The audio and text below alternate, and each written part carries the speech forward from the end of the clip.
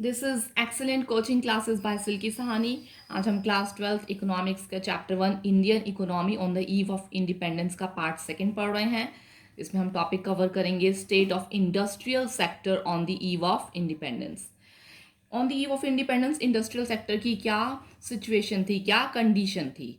ये systematic D industrialisation हो गया था, यानी इंडस्ट्री जो इंडिया की मेन इंडस्ट्री थी वो तो ब्रिटिशर्स ने खत्म कर दी थी। The decay of India's world famous handicraft industry, India की जो वर्ल्ड फेमस हैंडीक्राफ्ट इंडस्ट्री है वो पूरी तरीके से डिक्लाइन हो गई थी due to discriminatory policy of the Britishers. Second, bleak growth of modern industry, और दूसरी तरफ जो मॉडर्न इंडस्ट्री है उसकी ब्लीक ग्रोथ हो गई। ब्लीक मतलब वेरी स्लो या बिल्कुल ही नहीं ग्रोथ हो रही थी due to lack of investment, क्योंकि यहाँ पे इन्वेस्टमेंट नहीं कोई कर रहा था, इन्वेस्टमेंट अपॉर्चुनिटीज़ नहीं थी। अब हम इसको थोड़ा सा डिटेल में पढ़ेंगे। डिके ऑफ हैंडीक्राफ्ट, हैंडीक्राफ्ट कैसे ख़त्म हो गया था। Before the Britishers came, Britishers के इंडिया में आने से पहले हमारी कंट्री जो है, कंट्री की बहुत अच्छी रेपुटेशन थी हैंडीक्राफ्ट को लेके। Reasons behind the decay of handicraft, first discriminative tariff यानी tax policy of the state.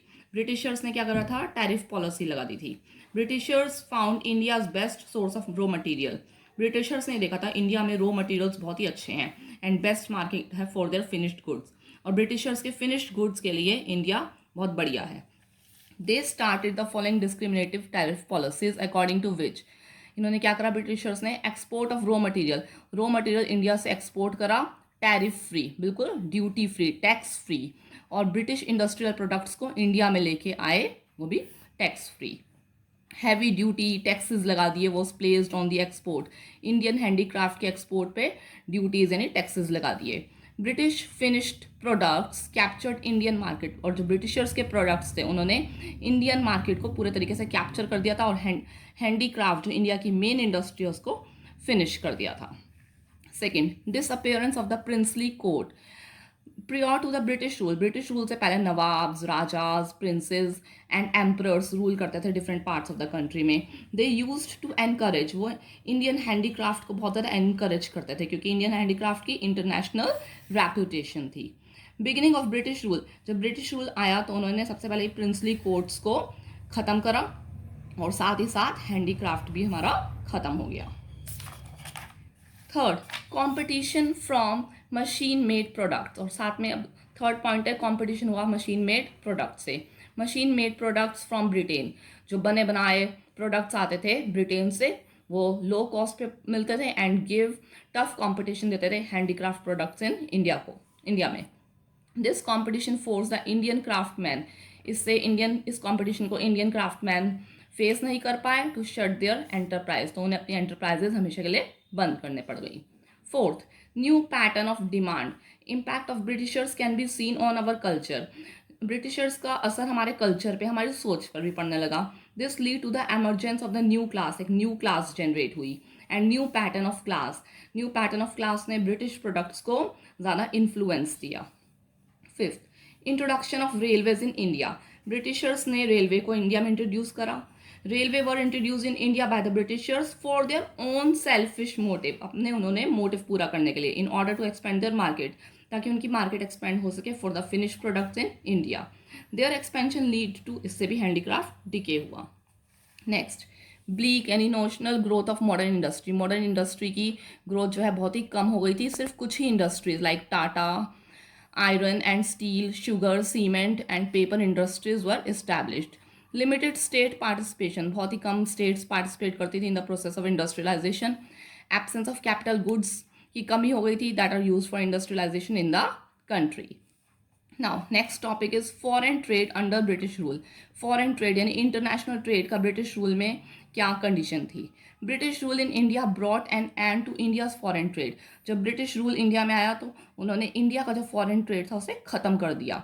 India पहले जो है वेल नोन एक्सपोर्ट था फिनिश्ड गुड्स का, जैसे कि fine cotton, silk, iron goods, wooden goods, precious stones का, बट ब्रिटिशर्स ने कन्वर्ट कर दिया इंडिया को net exporter of raw material में and import of finished goods में। It was all due to, ये सब उनकी अभी हमने पीछे पढ़ा है, डिस्क्रिमिनेटिव टैरिफ पॉलिसी की वजह से हुआ।